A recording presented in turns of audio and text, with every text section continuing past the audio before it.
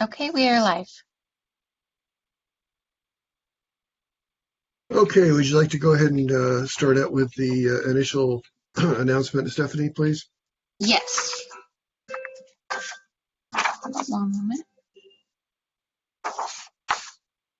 In compliance with directives of the county, state, and Centers for Disease Control and Prevention, this meeting is live streamed and closed to in-person public participation. Temporary procedures are subject to change pursuant to guidelines related to social distancing and minimizing person-to-person contact. To make a verbal comment at today's meeting, dial 916-875-2500 and follow the prompts to be placed in the queue for a specific agenda item or off-agenda matter. When the chair opens public comment for a specific agenda item or off-agenda matter, callers will be transferred from the queue into the meeting to make a verbal comment. Written comments are always accepted. Send your email comment to boardclerk@saccounty.net. Your comment will be routed to the board and filed in the record.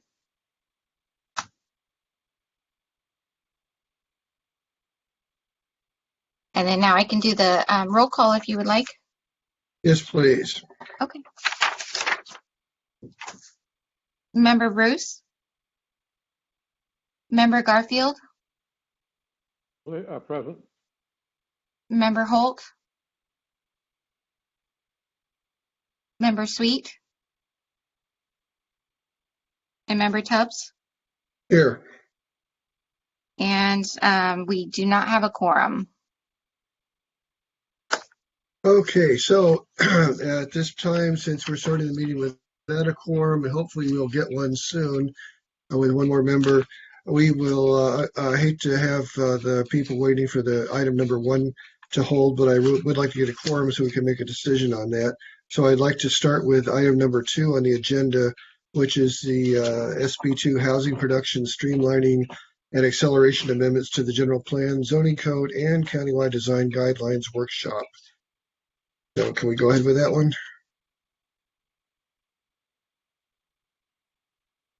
there a presentation for that? Yeah, there is. This is Jessica Brandt. I'm a senior planner with the Planning and Environmental Review Office. Hi, Jessica. I'll be giving your presentation tonight. And Stephanie just popped it up.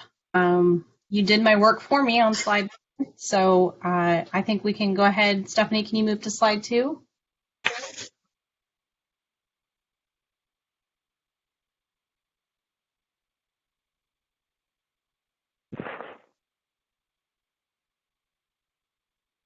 Okay, so this project is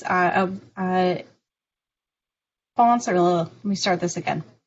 So this is a workshop that we're doing for a project that we're working on that we received some state grant funding for. It's called the SB2 grant, and we received the funding in late 2019. The goal of the funding from the state is to encourage the development of plans that streamline multifamily housing approvals and accelerate all types of housing production. So staff began the project by reviewing our existing zoning code, general plan, and design guideline language related to housing, and sort of seeing where there were areas where there was potential to improve, to encourage the streamlining. And then we also looked at feedback that had been provided by community stakeholder groups through our housing element update process, which has recently gone through kind of a public review and is getting on its way to final hearings and adoption. Some of those stakeholder groups include the Building Industry Association and Housing Sacramento. And they had a lot of information for the housing element folks that we ended up utilizing when we were looking at potential updates. And then we also held a workshop with the local chapter of the American Institute of Architects, or AIA, to further inform potential amendments. And I'm going to pause for just a second. It looks like one of our members has come on and has a hand up. Stephanie, do you want to work with Member Holt? Yes. It looks like we have Member Holt. Can you hear me, Member Holt? I can hear you. You can't hear me. I can hear you now. Oh, all right. Very good. I'm just trying to check in. Oh, here I see some icons. All right. So can you see the screen okay, Member Holt? I can see the screen, yes, and I can hear you. And the last time we did this, I could see everybody. Now I can't see anybody. Is that the way it's set up? It doesn't look like anybody has their camera on right now. Oh, all But right. it's completely optional. If somebody wants to have their camera on, they can. If they don't have to. All right. Very good. Got it. And just for the record, Member Holt, we started with item 2, the informational items, since we were waiting for you to get into the meeting. Thank you very much. Mm-hmm. And Stephanie, I do want to offer, this does usually take maybe a half an hour, 45 minutes to go through the workshop and have the discussions. We're kind of at the tail end, so that seems to be about what it takes for each of the CPACs. So I'm happy if you would like to hold on to and go back to one, if the chairperson so desires. I'm here for the duration, so I just want to make the offer. Thank you, Jessica. I think that's a good idea because I know that we have the one item and the other participants are probably here. And I said like David's online too. So if you don't mind, let's go ahead and put a hold on this one just briefly and go to item 1. Okay, Stephanie? Certainly. Just give us a second to get that presentation up here. Sure. And hello, Tina. Hi, how are you? Good, doing well here. Excellent. Good.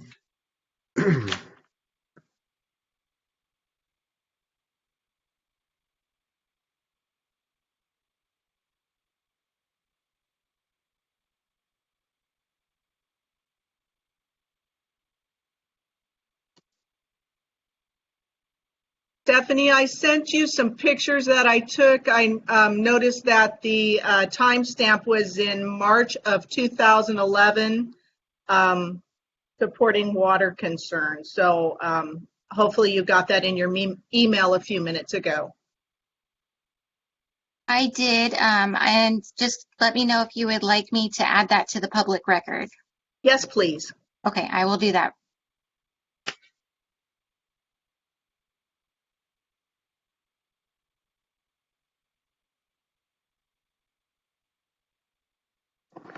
Okay, this is David Ulrey, the planner for the Hobday Road tentative parcel map at Don Ray Colony. Are we all set to go, Stephanie, or does it need to be read into the record or called? I can read it into the record if the chairperson would like me to. Yes, please. Thank you.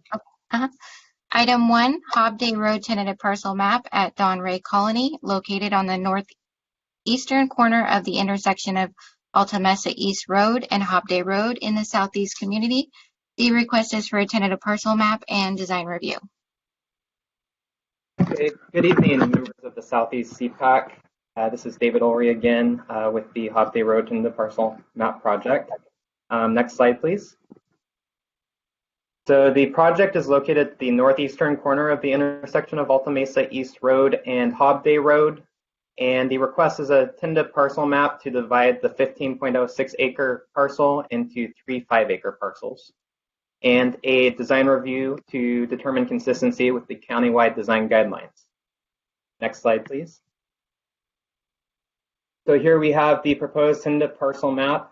It is important to note that a little greater than half of the parcel is within a SMUD easement. So they're limited to the building house. I don't know if you can see that dotted line there, but the portion along Hobday Road. Okay. And So I'm looking, this is Bill Tubbs. I'm looking at the map. So from Hobday Road north onto to the other dotted line is the easement?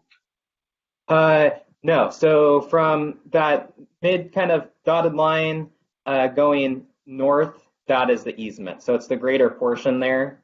The side between Hobday Road and that dotted line are the areas that would be able to be developed. Okay, gotcha. All right, thank you. Next slide, please. So the property is zoned A5, which is a 5-acre minimum. The proposed parcel acreages are all just over 5 acres. The existing SMUD easement is at the rear of the property, the rear 370 feet, as we just discussed. And all parcels meet the minimum 250-foot width requirement for the A5 zone. No development is proposed with this application. However, it would likely result in a residence being constructed on each new parcel. And the final hearing body is the subdivision review committee. I know a question did come up about street maintenance, and so the Department of Transportation has conditioned the project to annex into a road maintenance agreement that includes streetlight funding. And also on the topic of the concerns of flooding, it is subject to the, or any construction would be subject to the Sacramento County Floodplain Management Ordinance. And the Department of Water Resources has reviewed the request. As far as environmental review, planning has requested a wetland delineation from the applicant and a biologic report. So our environmental review staff is currently reviewing those, and we'll be analyzing that as part of the environmental document. Next slide, please. And so that concludes my presentation. The applicant is in attendance. Also, I am happy to answer questions that the CPAC might have. All right, thank you, David. Okay, it looks pretty straightforward. One thing I did want to get, I think you emphasized it already. This is simply a request to subdivide the parcel into 3 acres per the existing zoning ordinance, and has nothing to do with actually starting the application for construction on each of the properties. Aside from the part that you mentioned that there'll be a review over the floodplain issue, possible floodplain issues and street lighting. All those issues related to actual construction would then come up at a completely separate request to the council or to the planning department. Is that correct? So not quite. So the tentative parcel map is the entitlement that is being requested. And so if this were to move forward, the applicant or subsequent property owners could develop a residence on each parcel without it coming back to the CPAC. However, this will be going to the subdivision review committee at public hearing as well for the map. So public will be able to comment on this again. Okay. Okay, I understand that part. So it sounds like then, no matter what, there's still going to have to be a review over the feasibility and any implications on what I see are some of the concerns about the possible flooding in the future. That comes under the review, no matter what happens, if there's any construction to be made. Is that correct? Even though we don't see it, it'll go through the planning department. So that would be reviewed at improvement plans and or building permit of any proposed development on the site. Okay, copy. All right, thank you very much. Any questions from any of the board members, Ms. Holt or Mr. Garfield? This is Miss. Go ahead. Oh, go ahead, Gary. I'm a little bit concerned about the enormous amount of the acreage that SMUD has. Are they allowed to regrade that land that they own, but that SMUD has an easement on? Sorry, what was the question? Are they able to, you cut out, right? Well, would the new owner be able to regrade any of the land that SMUD has So no, that SMUD easement, they can't develop it all within it. Okay, that's fine. Go ahead, Tina. All right. Yeah, I sent pictures to Stephanie in 2011 when we were having a relatively normal rain event season. I noticed that, the water was fairly deep. So I took my phone camera and I went out on video safari and covered some areas that were of concern for just such a day as this, just to document that when we have periods of drought, all this land looks perfectly normal to develop. And then we have a normal rain year. And the next thing you know, you're 4 to 6 feet underwater. So I have concerns that a extensive water study needs to be made of this. I don't foresee any way that you can push dirt around for a development and not have a negative impact on somebody else next door, downstream, behind you, in front of you. If you go back to the map, the color map that you had for this project, can you pull that slide up, please? Stephanie, I think that was like the first or second, I believe. Yes, that. Okay. Okay, so see everywhere where the shading is a darker shade of green? That's all water. When it rains, that's all water. And then it does lie between the two tributaries. I think it goes down Hobday to Skunk or Laguna Creek. So this is right in the middle of the two tributaries that run to feed Skunk Creek. And you cross Skunk Creek on Alta Mesa. And so it can't help but be a flood concern. So I don't want that to go unnoticed. Right. And so thank you for bringing that up, because that's actually exactly why we requested the wetland delineation study. And so environmental review is reviewing that. But I also, I don't know if it was you who emailed in today, but I forwarded the concern about flooding to water resources, and I would be happy to discuss that a little bit further with them, and maybe to get the visuals you mentioned. That would be helpful for our review. Right, because I know that a lot of you folks don't live out here and you don't spend a lot of time out here, so things seem straightforward on their face, but it can really set up a very big headache for a lot of people if this isn't handled sensitively. Right. No, definitely. And also, in lieu of this being a potential development area, I know that, groundwater is our major concern these days. Would this property qualify as a groundwater recharge where the owner could work with the agencies that develop groundwater recharge areas to make them healthy and make sure they're collecting all the water and it's going where it needs to go? Can this owner possibly have a future that way if development is not an issue? I think that would probably be a good question for water resources. I would be happy to bring that up to our water resources folks and let them know that the CPAC had raised that thought.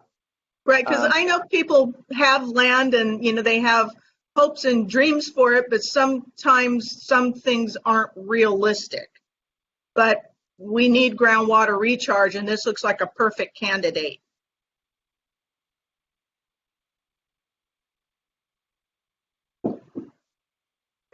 Okay, this is Bill Tubbs again. I have another quick question. I get some clarification now.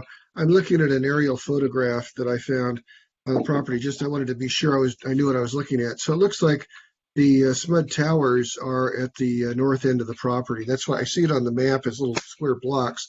But now I'm looking at an actual photo of the towers. So it looks like the development can only go on the southern portion of the property, which means at least half of the property is going to be untouched to any kind of development, and that obviously mitigates any potential water concerns. Is that correct? So, I mean, yeah, I think at this point we're still kind of reviewing everything as well, but it does eliminate a large portion of that, yes. Yeah, I've seen the giant SMUD towers going right through the east to west across the property. So that I know you can't develop under that. So I want to make sure.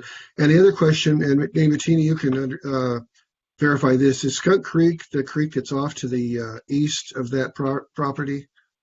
Yes. No. No, I see a I creek don't. running north south kind of across Right. Hog Day, Those are the just to the two east. tributaries that I'm saying they run down, and it's either Laguna or Skunk Creek, which they come together and cross under Alta Mesa just before Hob Day.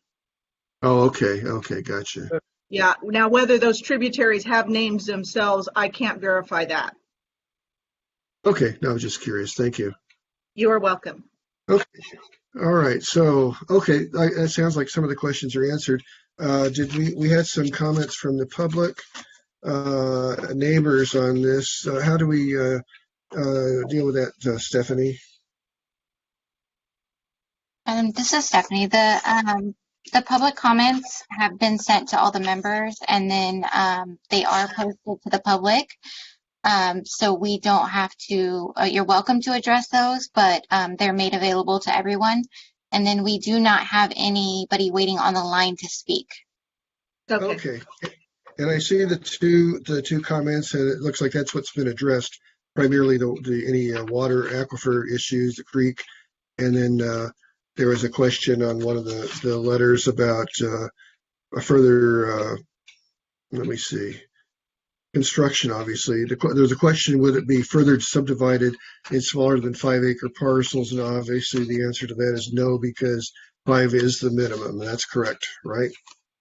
Yes, that's correct. Although, so in the future, there's always a possibility, and this is highly unlikely, that someone could propose a rezone on any property within the county and the general plan amendment, sure. but that would go to the Board of Supervisors, and that's not foreseen at all in this case. Yeah, that's a big change. Gotcha. Okay.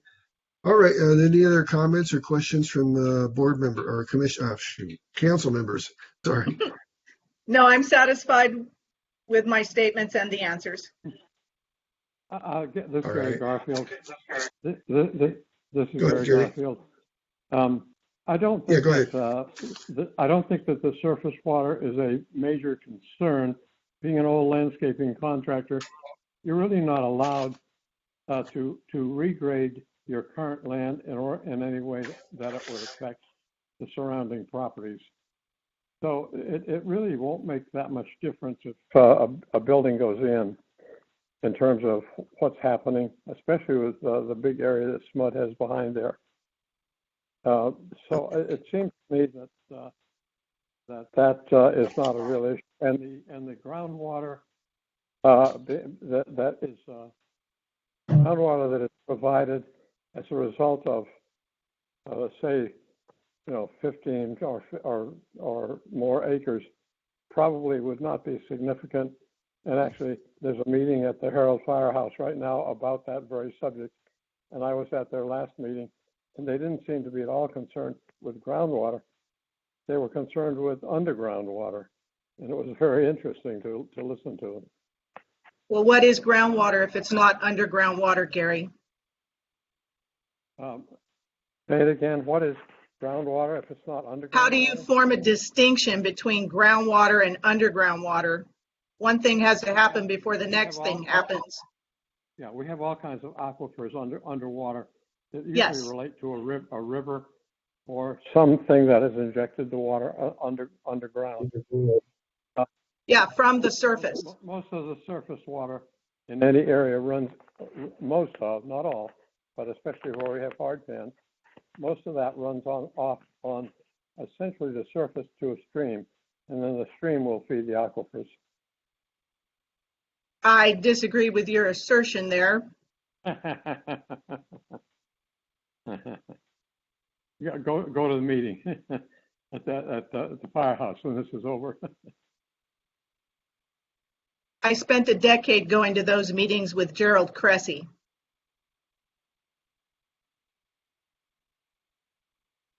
I miss the implications there, but yeah.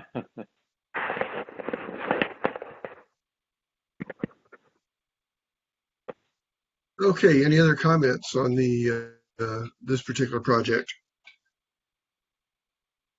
If not, let's go ahead and have a vote on that. Does anybody move in favor or make a motion one way or the other? Tina or Gary? I'll move in favor of approval. All right, is there a second? I'll go ahead and second it. All in favor? Aye. Chairperson Tubbs, this is Stephanie. Yes, ma'am. If you don't mind, I would like to do the roll call vote just for clarity. Absolutely, thank you. So member Bruce, member Garfield, Yes. member Holt, Yes. member Sweet, and member Tubbs. Yes. Okay, motion carries. All right, thank you. Thank you. All right, with that, let's move on to item 2 and continue where we left off with the informational item. And then just for the record, this is the SB2 Housing Production Streamlining and Acceleration Amendments to the General Plan, Zoning Code, and Countywide Design Guidelines Workshop. Okay, so Jessica Brandt back again.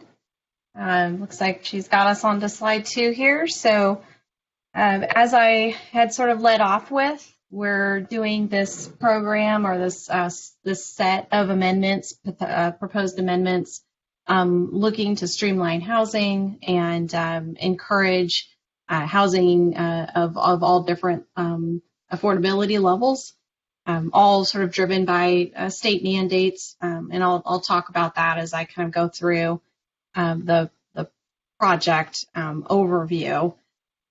We had identified some areas that we were looking at. We also, is someone talking or? Okay. We also did a little bit of outreach and then used some outreach that had already been done related to housing and came up with key areas that we are looking at for amending that I will be outlining for you tonight. And the idea with the way that we're doing these workshops with the CPACs is that I don't have specific language for you to look at tonight. That will come later at a planning commission workshop that I'll talk about in a little bit. But we wanted to bring the sort of more of the concepts and the areas that we're looking at to the CPACs rather than something that looks like we've already sort of made up our mind on what we're doing here. So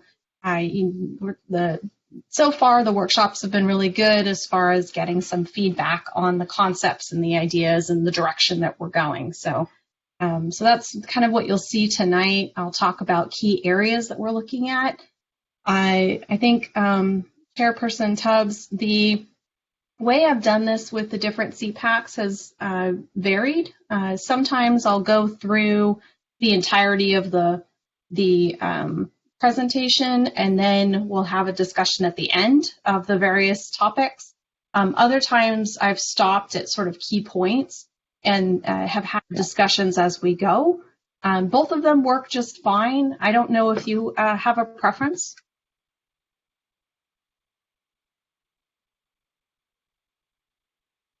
Chairperson Tubbs? They can jump in. Oh, I'm muted? No. Go ahead. Somebody said ask. I think she was asking you how you wanted to structure the presentation, like stop for questions or go straight through. Right. Is that correct, Jessica? That's correct. Thank you, ma'am. Yeah. All right, I just want to clarify something right up front for myself. Are we talking only properties within the urban service boundaries right now? 99% of this, yes. Okay, and we're talking about brownfield infill building before we go out to look to the greenfield building, and so it's more like redevelopment with this. Infill, I think is really what we focused on. So yeah, some redevelopment, some utilizing what we have already that we Making could it better if it's dysfunctional. Right. Okay, Yeah, all right, I so, understand now. Yeah, so that was something I was going to bring up too. And I think if no one has a particular preference, I'll stop at the key areas and just sort of, kind of prompt if anyone has a comment on that particular area before I move on. Thank you, Jessica. I keep everyone in the loop as I go. So yeah, we have these key areas. The amendments are going to go in. Did someone have a comment? Okay. They're going to go into zoning code, our design guidelines, and our general plan. And I'm not going to talk on the general plan too much because those amendments that we're likely to propose are fairly minor. They're really more for kind of providing some policy background for the zoning code and design standard updates that we're looking at doing, kind of encouraging housing, encouraging a variety of housing types. We have some general plan policies that are a little more of leave things alone, don't mess with us kind of stuff. And with the way things are going with state regulations and sort of changes and the pressures on housing, we're looking at trying to update that as well as our zoning code updates. Now, having said that, this is all related to the urban areas. I'll go through the particular areas and you'll see how they relate. But most of them really are targeted at our RD, which is, residential zoning, RD3 and higher, and then our multifamily, so RD15 to RD40. So before I move forward too much, I kind of want to get that in there. So we're looking in the zoning code to address development standards for multifamily housing, the allowed product types that are the product types that are allowed in are low density zones. And again, residential density, not agricultural residential or ag. And then also looking at some of our review processes. We are doing a number of amendments that are related to state mandates around density bonus programs. And these are the programs that are focused on housing that is in some way restricted housing or has gotten state grants or state funding in some way. So the multifamily housing that is regulated by SHRA, for example, it's a big chunk of the overall sort of paperwork that we're providing, but the actual impact of that is very focused and small. But we did want to bring that forward so everyone can see it. And then also we're going through our multifamily design guidelines. Next slide.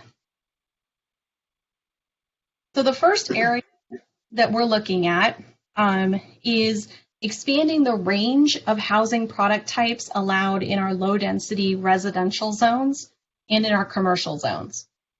So the thought here is that we often hear from developers or small developers for the most part that they wish that they could utilize a property in a variety of ways.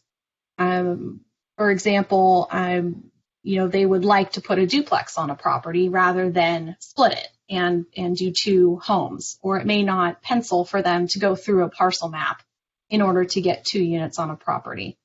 And so what we're looking at here is that we would allow small duplex and multifamily products in these zones by right, and that's RD3 to RD10, and then larger projects with use permits. But the big thing here is that we're not proposing any changes to density.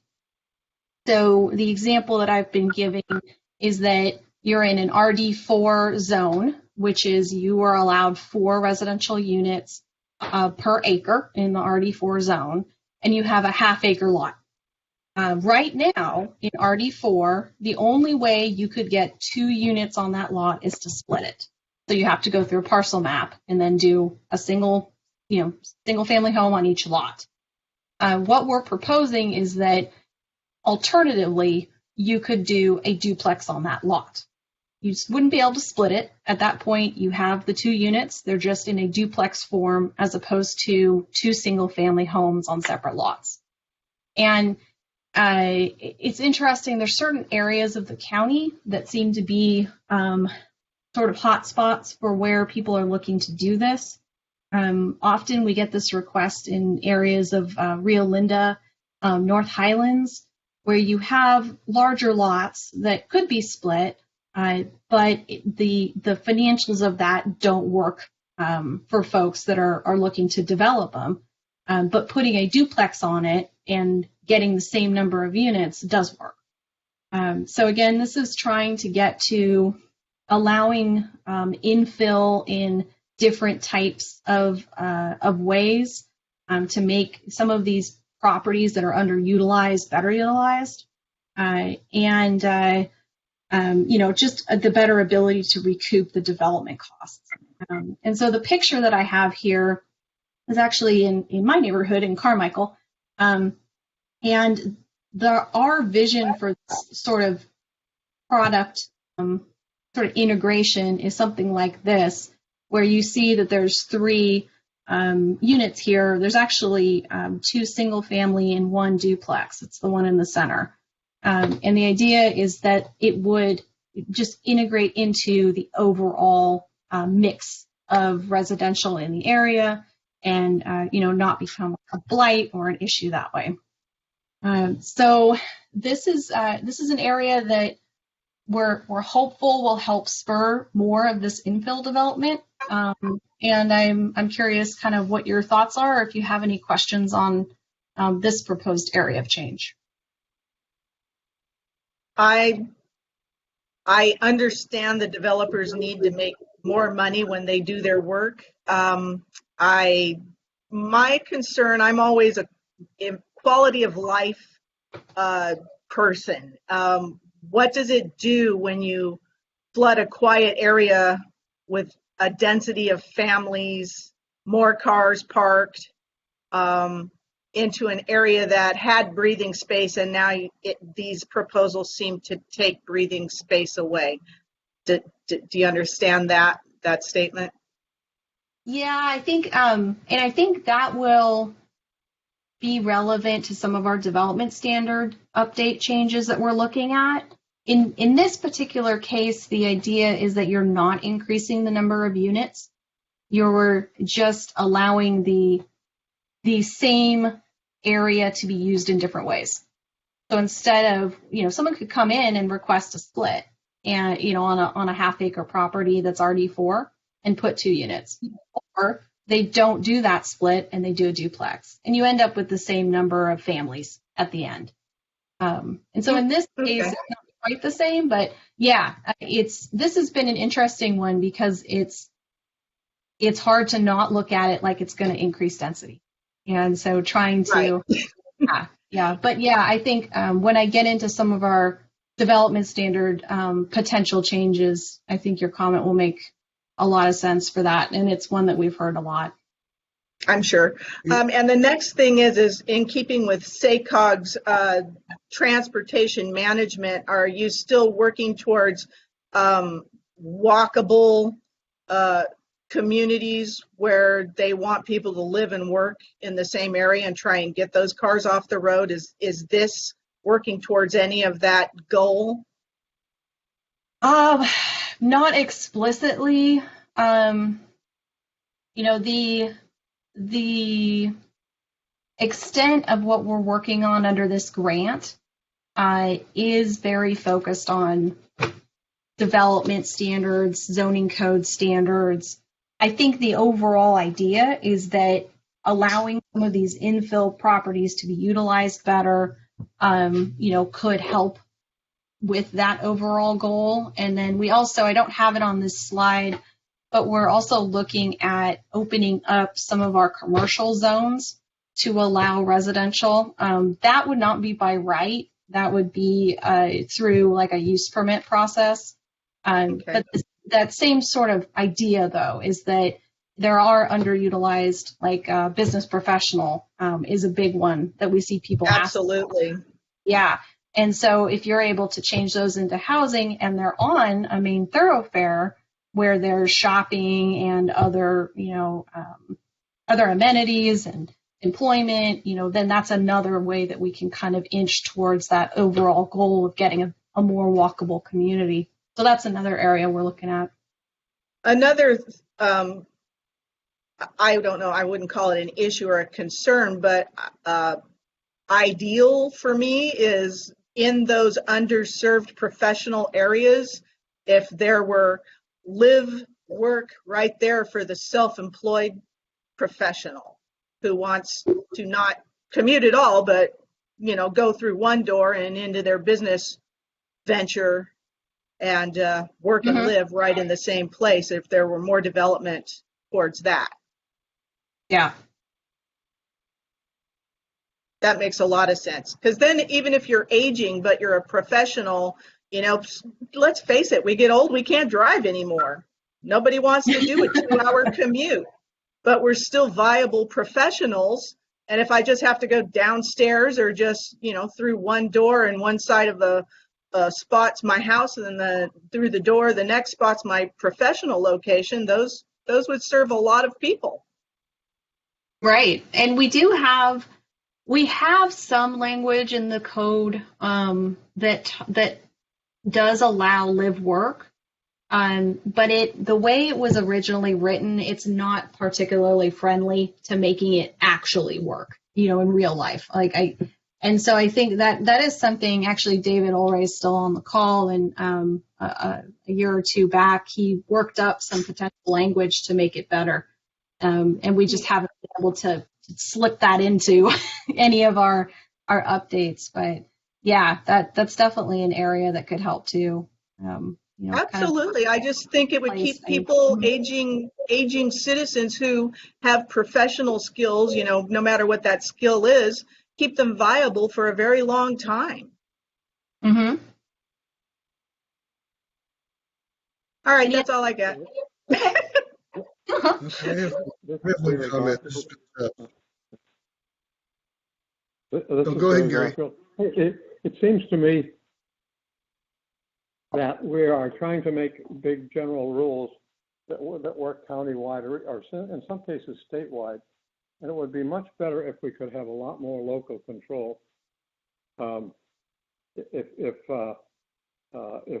planning could be done with groups like our group, given a lot more broad authority to say this is what the area that we're working with, and probably little individual parts of this area should be like. There are certainly places where the density should be more than it is, closer to schools, for example, closer to some businesses. And then I'm way out in the country, and this density should not be greater than it is, for lots and lots of reasons. Horse people, for one. And it seems to me that we need to find ways to make local control even more powerful than it is, in order to keep the communities in a much more logical way, as Tina has suggested. Well, that's good feedback. I think it is. Yeah, because I was just gonna say you'll hear a theme through my presentation, and it's the state told us. As yeah, it is tough. It's tough to maintain that local control and oversight. Seems to be getting tougher here. Part of it is we need more talented, dedicated people at the local level to do a lot of things, and yeah, and the good question is, how do you do that? And there are some answers to some of it. Some of it is you actually give them authority that has some actual meaning. And that's something we might think about too down the road, that there'll be a lot more authority, not necessarily firm authority, but some kind of authority that the suggestions made at the local level be really listened to a great deal more. Well, I agree that every location has its specific needs and things that need to be understood, like absolutely not, no density should be broadened for rural areas because it serves its own purpose for being rural. Not only do you have ag, but we're also the lungs for air quality out here. If you don't have the vegetation, the open space, and you're not creating the heat sinks, then you keep the environment healthy. You know, and most of us who are out here rurally understand we have a stewardship responsibility to these lands and to keep community character in the forefront, you know, what's consistent with areas. But I see a lot of stuff, you know, inside the urban service boundary. And yes, it's poorly utilized or not utilized at all. And it's really missing an opportunity. I'm back to the same general area of as much as we can, let's develop as much local control as possible. Okay, I just had one comment, and it's back to Tina's original comment. More objectively, it seems to me what this actually does, I agree that obviously there's no change in density, but what it does is it just takes one more step out of the I guess the local CPAC that might be involved in it, because if it's right now, somebody would have to, as you said, split the property to get an additional house in there, which would mean it'd have to go to the to either a planning commission or the board of supervisors. With this, if it's a change by right, it simply means somebody could go ahead and just do this without any further review from any body, and that's probably fine. But it just seems like one less thing for local the local group or local area or the local council or local people to actually be able to make any statements or comments on. Yeah. Agreed. Yeah. Okay. It's all right. You're not missing anything there. Yeah. Okay. Thank you. All right, let's go ahead then. All right. Let's head on to the next slide, please.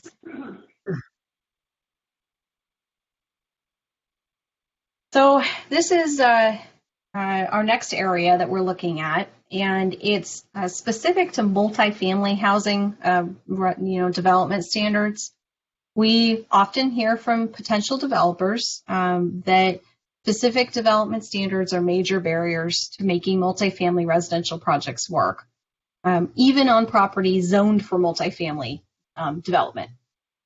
So, for example, the developers often have difficulty meeting our minimum density standards for multifamily. So on like an RD20 site, there is if you get to 10 units or more, you actually have to meet a minimum density, not just a maximum. And a lot of times developers find they have a hard time even hitting that and still meeting all of our development standards. And a lot of our development standards for multifamily housing they've been on the books for many, many years. They were developed at a time where you had, for the most part, very large multifamily coming in kind of new growth areas. And so they're sort of tailored to that as opposed to infill. And, it's just something that we see, you always want to take what developers tell you with a grain of salt, right? But we have seen a lot of potential projects run into issues because of some of our standards. One of them that comes up a lot, people like to bring up, is that if you're a 2-story multifamily housing building, you actually have a 50-foot setback if you're adjacent to a single family residential use, not even a zone, just use. So if there's a little house that's sitting on a huge property next door to you, your building has to be 50 feet away. And this isn't a big deal if you have a really large property, but when you get into smaller properties, an acre or 2 acres, you're trying to put in a fourplex, it's zoned for that, and you find that you have this 50-foot setback that could potentially be almost half of your property. So it's items like this that we're looking at amending. The key areas that we're looking at are the setbacks, like I've mentioned, open space. Getting a little feedback. Parking and landscape. Ooh, now I'm getting a lot of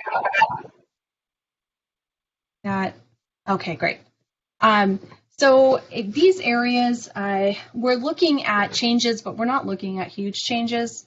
The idea is that we're trying to bring them a little more.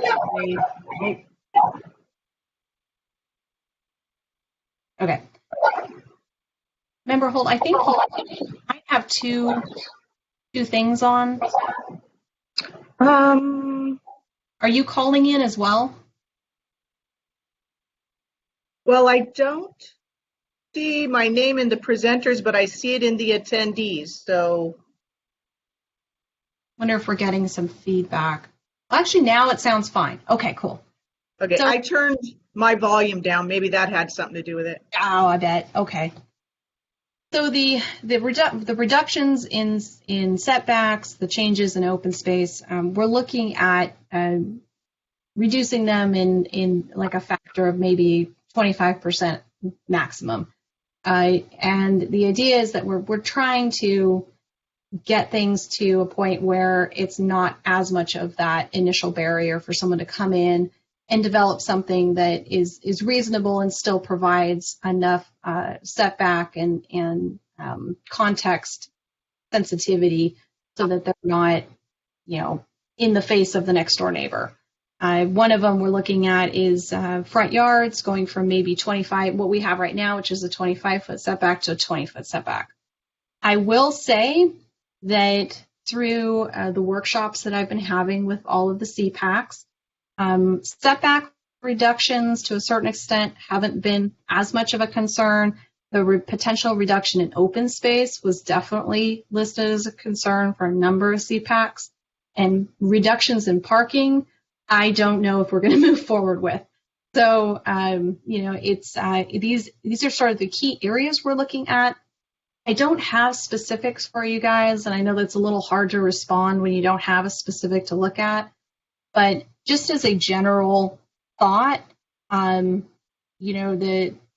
changes in development standards, the specific types of standards that we're looking at, do these seem reasonable? Are there things you'd like us to look at, like us not to look at? So that's sort of the feedback we're looking at from you guys. So in lieu of the reduction in open space requirements for small projects, are parks still required in development areas?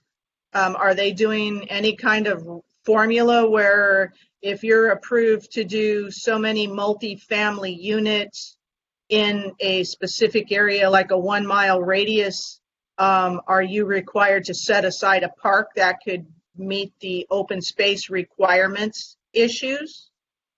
There still is that requirement, but it is for much larger projects. So it's these small ones that I think we hear from developers that they would like to reduce that open space in order to get more usable area. I'm sure they would. No, of course, right. But it does tend to. Here's my slippery slope concern. You get a whole bunch of small projects that don't have to do the open space, and the next thing you know, all open space is gone. Right.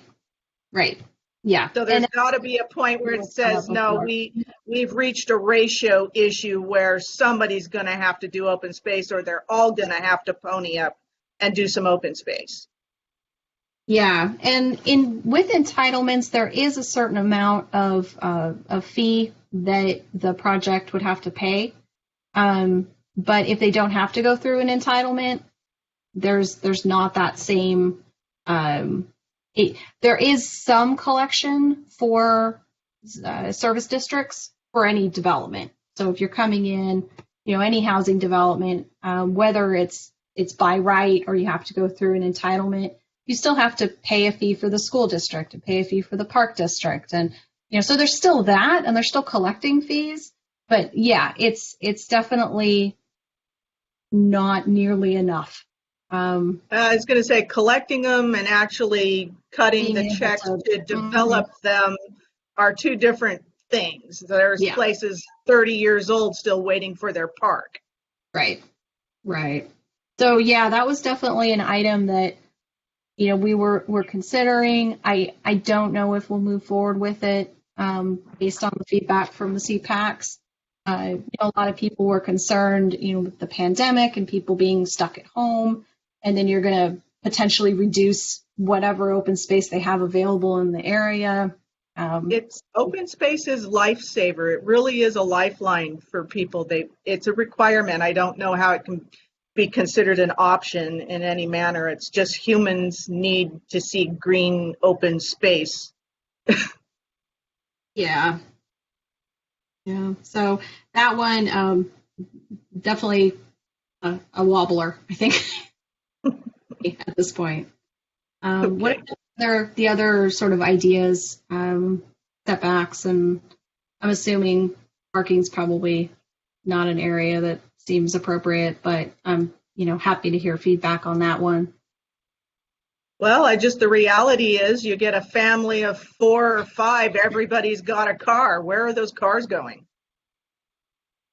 Yeah. I think we struggle in the county. I was talking to planners with the city, and they're like, well, they just take light rail. I'm like, well, yeah. Not so much.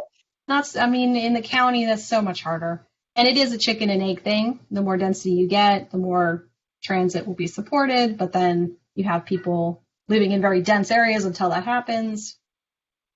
Nowhere to park. Well, I've just made an observation with these policies that if neighbors don't have protections against encroachment from the car parking issue, then as soon as you get 2 new families who move in next door to each other and the car thing becomes a problem on day one, you've immediately put 2 families at war with each other. That's a very unhealthy mental situation to be in. Yeah. Mm-hmm. Yeah, well, theory doesn't always catch up with reality very easily, too. We have for years, it was the thought process for the nation, but for the county to go to smaller and smaller vehicles. Consequently, all the parking spaces and all the shopping centers, apartment complexes, everywhere else, and government facilities, including the county, got much smaller because they're going to have smaller cars. And then that was, a lot of thought went into that.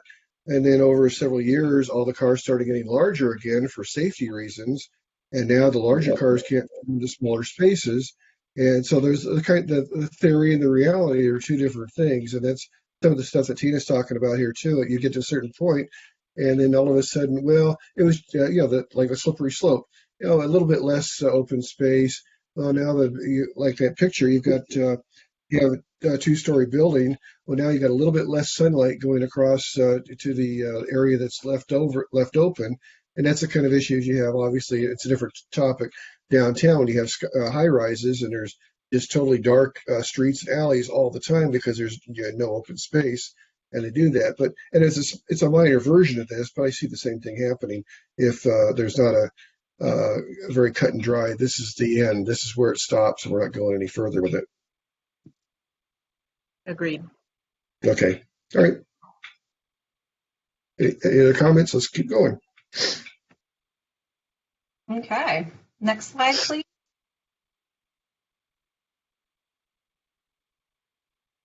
So, Chairperson Tubbs, this is, we'll actually talk a little bit about an area where there is likely to be a reduction in the CPAC's incorporation in reviewing deviations for projects. So what we're looking at for multifamily housing and accessory dwelling units actually as well, which would be accessory dwelling units on any zone property where they're allowed.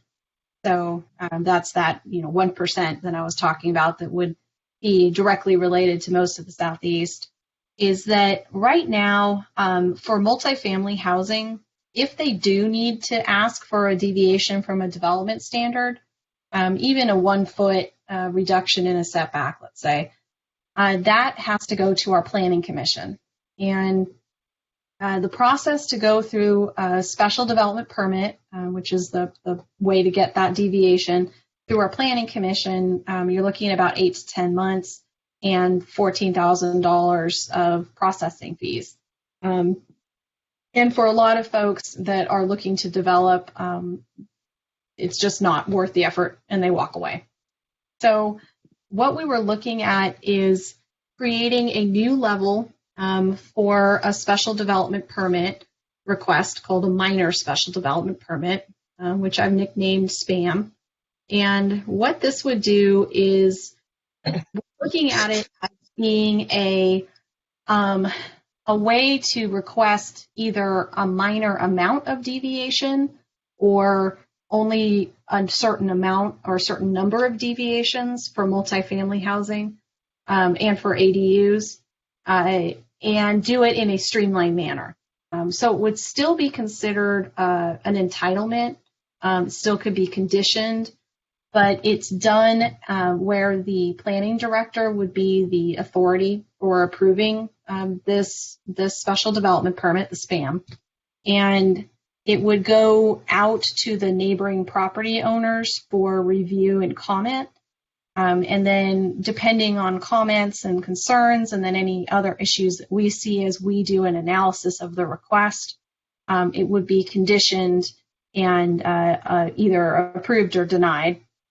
And then there is the ability to, I'm blanking, appeal to our Board of Zoning Appeals, and there would be an environmental review required as well, if necessary. But none of this would go through our standard hearing process.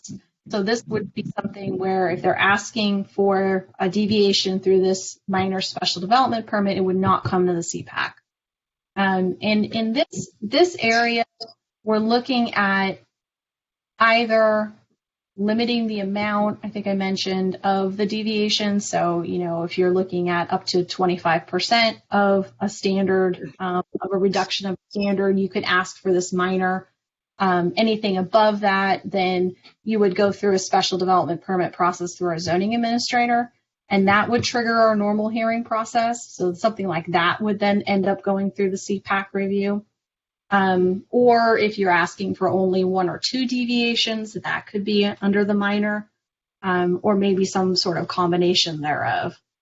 And the idea is that we still wanted to retain some of that local control and oversight for anything that is a deviation that may impact to the neighborhood or the properties around it or the folks that would end up living in the property.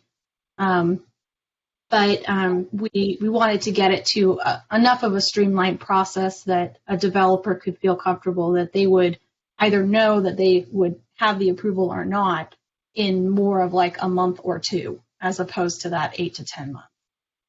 Okay, so these deviations that you're talking about are still under review as far as the extent. That's what that means? Right. Yeah. So that's where we're kind of asking for some CPAC feedback. What seems reasonable, if this does seem like a reasonable way to sort of hit at the lower amounts of deviation requests, what seems like a reasonable amount? Yeah, that's a good question. I think the one that jumps out at me, obviously, is the accessory dwelling unit that we seem to have most of our business with in the CPAC. Right. And I guess the question would be, mainly would be the amount of square footage required or maximum or minimum, either way, and how that would be adjusted or could be adjusted. So I think that would have to be a very minor, very, very small deviation. I can't imagine that being changed very much. But I can't think of any other ones right offhand. Tina? Gary? I agree with your comments. So I don't think I have anything to add other than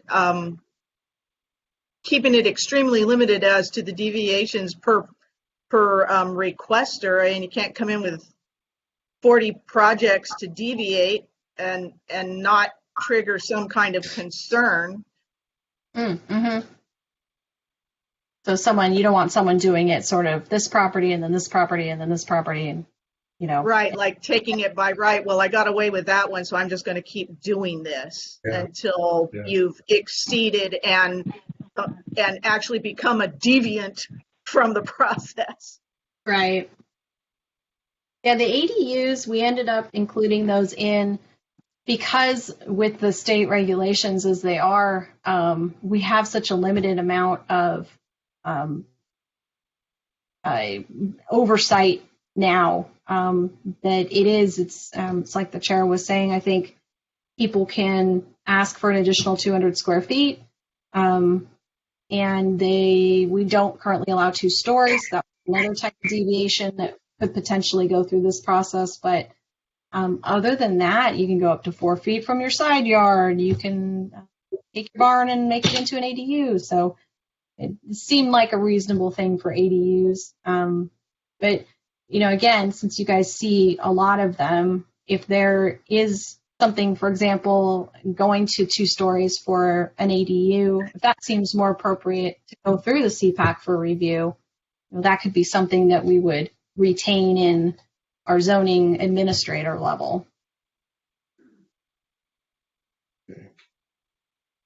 All right. Thank you. Yeah. Any other comments on this before we carry on? No, I think have a grasp. Yeah. Okay. All right. Next slide, please. Okay, so this, I'm not going to get into it too much unless you guys want to. This is what I was alluding to earlier with our density bonus programs. And these are amendments that all relate to recent changes in state law, where we're now required to sort of expand what types of projects can ask for density bonuses. But all of these projects have to be what are, let me get down to my slide here, what are called regulated projects. So they have some sort of regulatory agreement that restricts certain units, certain amount of their units or all of their units to targeted populations. And in order to do that, usually these are projects that have received some sort of state funding or bond funding, and they are very rare. It's hard to get that money. That money goes quick, and so it's a bit of a rough one because there is so much language around this. But effectively, it's just now we would look at projects that not just are restricted to income, but could potentially restrict to foster youth, disabled veterans, homeless.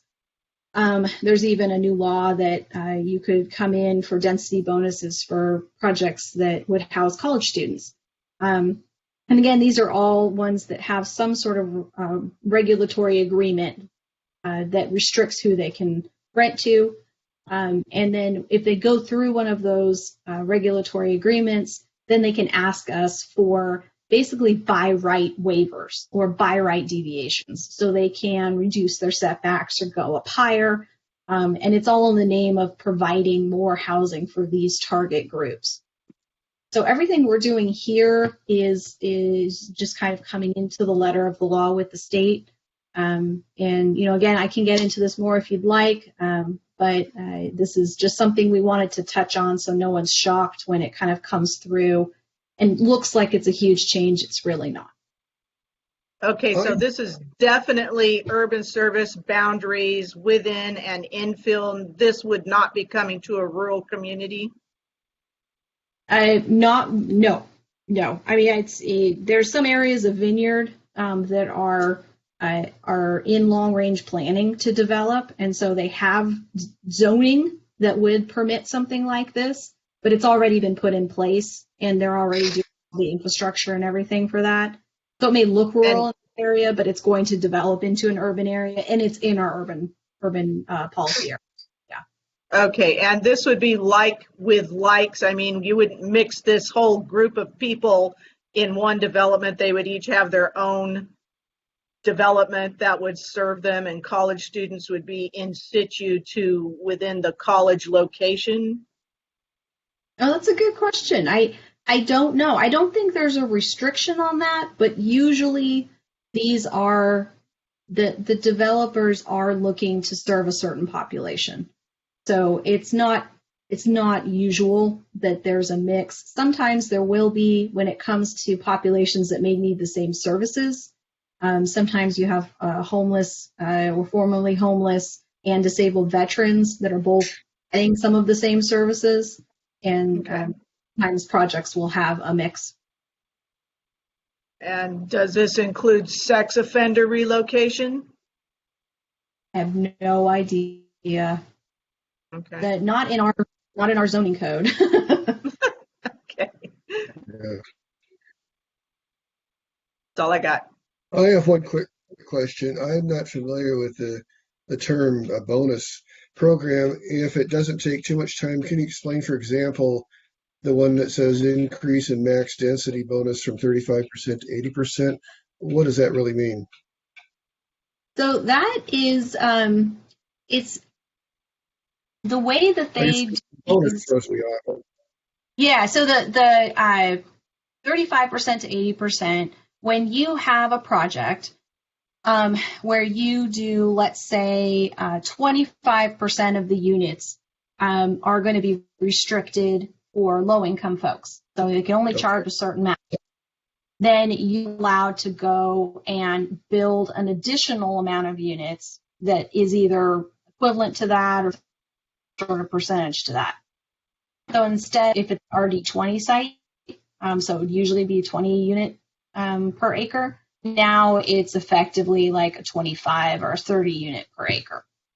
So that's they get basically a rezone without having to go through a rezone. Okay.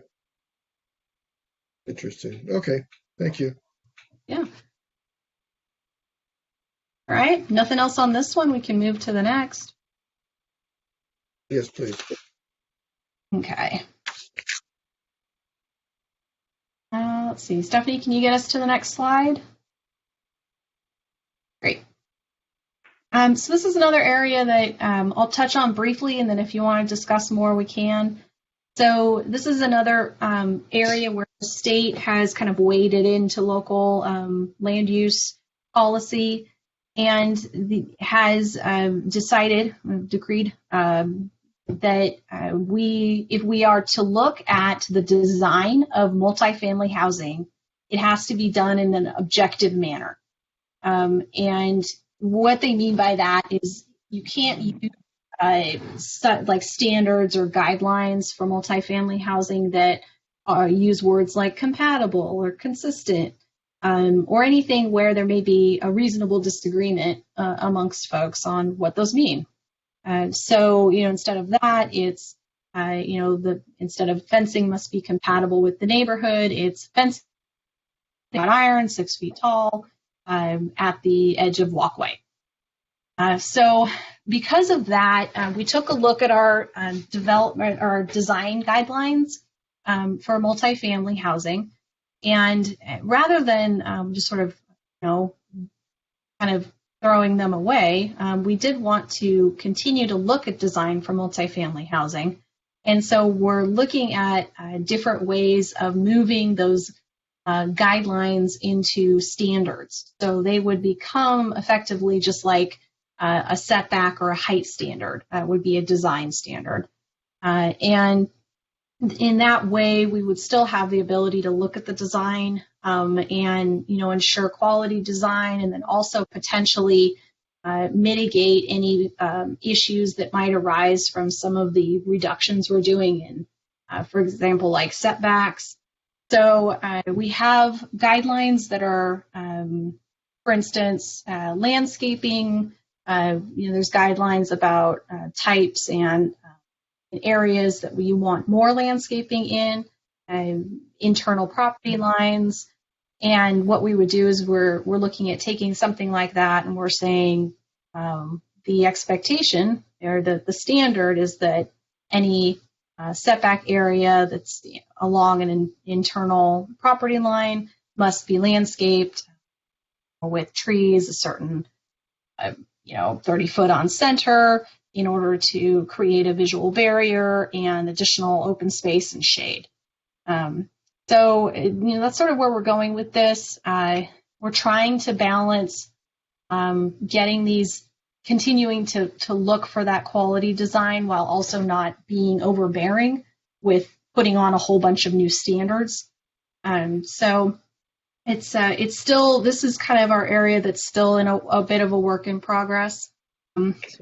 Areas that we're looking at in particular that I wanted to bring up to the CPACs and see what people thought about is one of them is looking at requiring that new multifamily development, if it is adjacent to like a street stub or a dead-end street, that it actually tie into that street to connect the pedestrian walk and the circulation network, and then also kind of bring it in to be part of the neighborhood more so than we see often now. And this is more of an issue in some of our areas like Carmichael and Arden Arcade, where you might have a single family, like a subdivision that's come in, a street dead ends, and it's a large property. Someone brings in a multifamily, and the folks in the single family are like, well, we don't want them coming up and down our street.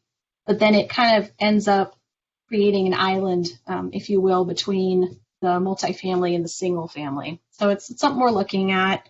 Another item that we're looking at is potentially requiring that parking lots go to the side or the rear of properties, especially if we're looking at reducing the front setback. The thought is that, as sort of a trade-off there, you can move that parking so that it's not as sort of front and center in the front, and then have these properties interact a little more with the street. So I don't know if anyone has any general feedback on this or any other great ideas. We're open to great ideas for design standards because we're finding it really difficult to keep them objective. Really hard with design. Well, I like the rear entry garages. Gold River is set up like that, and that really makes it nice. Mm-hmm. That there isn't a garage frontage on the main thoroughfare as you enter that through like a private alley, neighborhood alley, into your garage from the rear. Yeah, it's kind of old-fashioned.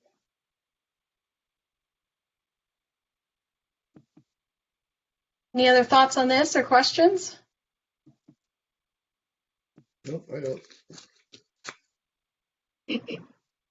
All right. Let's go. All right, next one. Okay, this is our final grab bag. This is we're getting to the end of proposed amendments. And these are, again, there's kind of like the density bonus. They're not really related to a lot of the work that we're doing in the zoning code around multifamily housing and, streamlining. They're more related to like supportive housing or homelessness and again, bringing ourselves into compliance with a lot of state mandates. The first bullet here, there was a recent bill that requires us to allow what are called low barrier navigation centers. Explain that. Yes, I will. In any zone that we allow an emergency shelter. So a low barrier navigation center is, it's like a hybrid of services and shelter. So what they do is they set up kind of a triage. It's somewhere where folks can be brought to be triaged, brought into services, and then also they could be housed there for a short period of time. And then the idea is that then they are navigated to more permanent housing and additional support services. And so these are things that we're seeing a lot around the state now, and they seem to be working fairly well as far as getting people off of the street. And so the state wants us to allow these anywhere that we would allow an emergency shelter. And right now we only allow emergency shelters in our GC, general commercial, and M1, light industrial. Okay. Yeah, so it's fairly targeted. Sort of like an urgent care center with a apartment style housing building like a area. dorm. Mm-hmm. Okay. Yeah, they kind of have it set up like a dorm. So yeah, they're interesting. It's a new concept, I think, that again seems to be working fairly well. Well, in the underutilized industrial centers, that would certainly be, take up some use away from the eyesores of empty industrial buildings. Yeah, it's true. Permanent supportive housing. So right now we have a category of use. It's called residential care home. And I don't know if that's something that you guys have seen come through. If you are a residential care home, you are allowed to serve 6 clients by right. And then anything more than that, you have to come through for a use permit. And traditionally, the clients for residential care homes have been, folks that can't help care for themselves or seniors, and cognitively impaired, aging. Yeah. But what's been happening more and more is that folks need care that are either suffering or recovering from substance abuse issues, and so there are a lot, and then there's also supportive housing for formerly homeless as well, and these are all over the county. 99% of the time they're just there and you don't even know it, but there have been some concerns about the way some of them, of course there's always the bad actors, right? And then there's just general concerns about who's living in these and is there anything we can do about it? And so the state stepped in and they said, no, there isn't anything you can do about it. And they are requiring us to define what we now call residential care home, and it's going to be part of this sort of permanent supportive housing category of residential uses, where anyone who has a disability would be considered a client, a legitimate client of a residential care home. And substance abuse is considered a disability.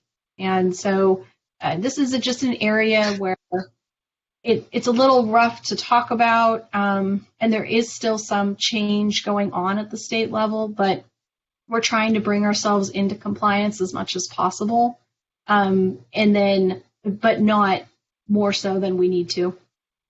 That makes sense. The final one is internal procedures that we're working on for a lot of streamlining requirements that we have. Something that came up, I think, recently is that if there's a housing project and it needs to come to the CPAC for a review, you kind of get that one bite at the apple. So housing projects can only come to you once, and then you make your recommendation and they have to move on. That's because of one of these bills listed here in the third bullet that requires us to limit any sort of hearing meeting to 5. So we're bringing our codes into compliance with all of those sorts of requirements. Any questions on this sort of last bit that we're going to throw into our now very large amendment package? I've got nothing. I'm good for now. Sounds good. All right. Anything? Nope, quiet. Okay. Okay, next slide, please. So we are at the end of my presentation. You guys are actually my last CPAC workshop.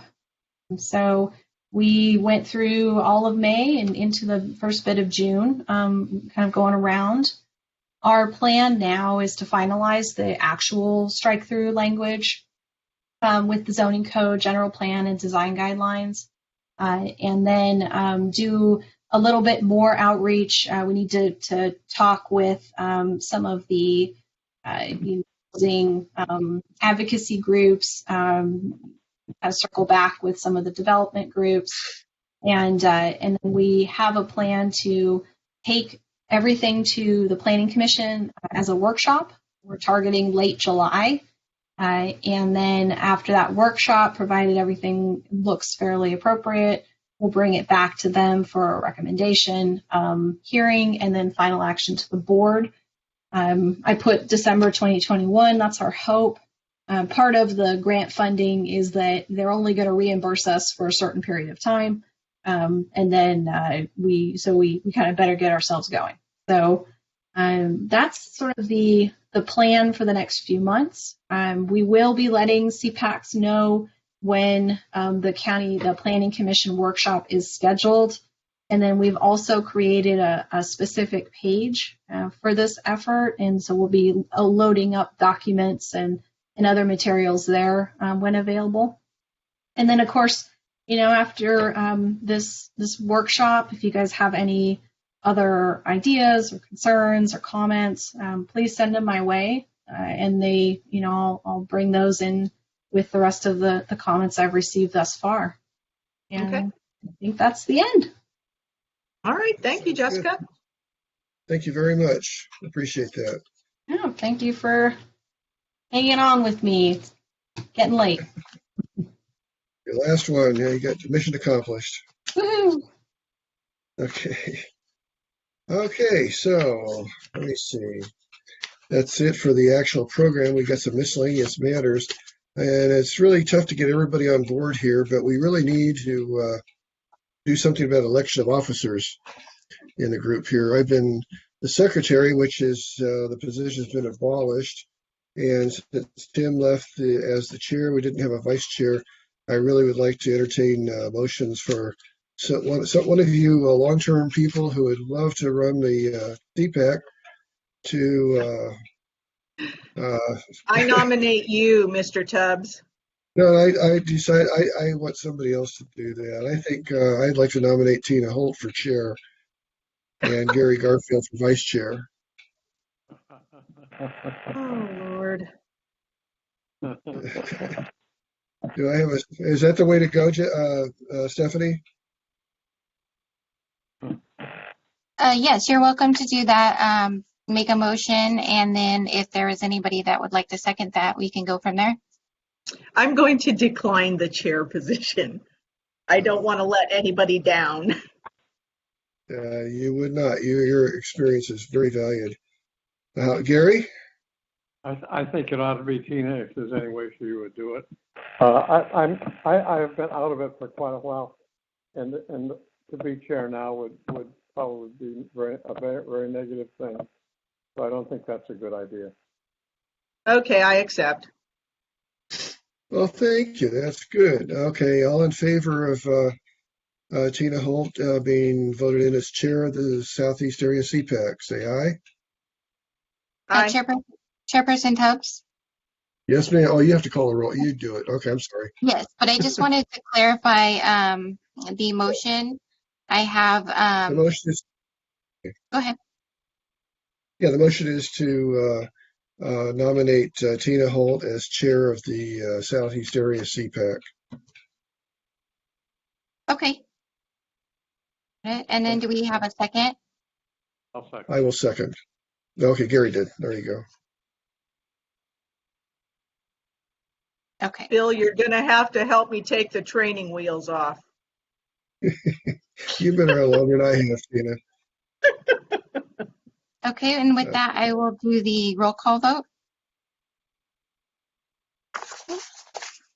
Member Bruce? Member Garfield? Approve. Member Holt? I approve. Member Sweet? Member Tubbs? Aye. Okay, Motion carries. Chairperson Tina Holt. And then that leaves a vice chair. And what do you say, Gary? I didn't catch all your comments about that. I guess I would accept it. It's just I've been out of it for so long. I've gotten used to it. Like riding a bike, Gare. You can do it. Yeah, both of you are long-term members, and Gary, quite some time. Yes. And if I have to walk around the corner and throw things in your yard, I can do that. Great. Okay, so I will move that for Gary Garfield to be nominated for vice chair of the Southeast Area CPAC. I second that motion. All right, Stephanie. All right. Member Bruce? Member Garfield? Yeah, aye. Member Holt? Aye. Member Sweet? And Member Tubbs? Aye. And motion carries. All right. And thank you for participating. All right. Okay, so that's, go ahead. Oh, well, I just want to ask Stephanie, is there any new advisory materials I'll be receiving to guide me on this journey? Yes, I can certainly send you the necessary documents. Thank you. You're welcome. And then I also wanted to say for the record, on item 2, we did not have any verbal comments or written comments, as well as item 3 for officer elections. We have not had any public comments. Okay. Noted. All right, thank you. All right, so is there another? Oh, go ahead, Gary. Go ahead. I'd like to say, Tina, I really appreciate that we worked together a long, long time ago quite nicely. And I hope Yes. you can do that as well. Absolutely, sir. Yes, sir. I know it'll be great. I know it'll be great. Thank you. Okay, let's move on to staff update, please. Oh, this is Jessica If again. There is no staff update. Thank you.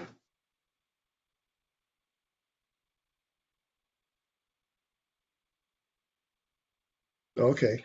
Number 5, are there any other council member comments? Tina or Gary? Nope. All right. Number 6, I hear there are no public comments. No, there are And so I guess no further public comments. all right. So the last item on the agenda will be the adjournment. Is there a motion to do so? I make a motion to adjourn. Second. There's a second. Gary seconds. Yes, he does. Stephanie? Member Bruce? Member Garfield? Yes, approved. Member Holt? Aye, approved. Member Sweet? And Member Tubbs? Yes. And motion carries. You are adjourned. Thank And you. congratulations to our new chair and vice chair. Thank you very much. It's Thank been you a very pleasure. much. All right, till All next right. time. Thank you all. Till Thanks, next everybody. time. Thanks, Stephanie and Jessica and was it David? No, I got their name wrong. Yeah, David. Thank you all for all the presentations. I appreciate all that. Thanks for hanging out with us. Thank you. Thank you. Thank Good you. night. Have a good night. Good night, everybody.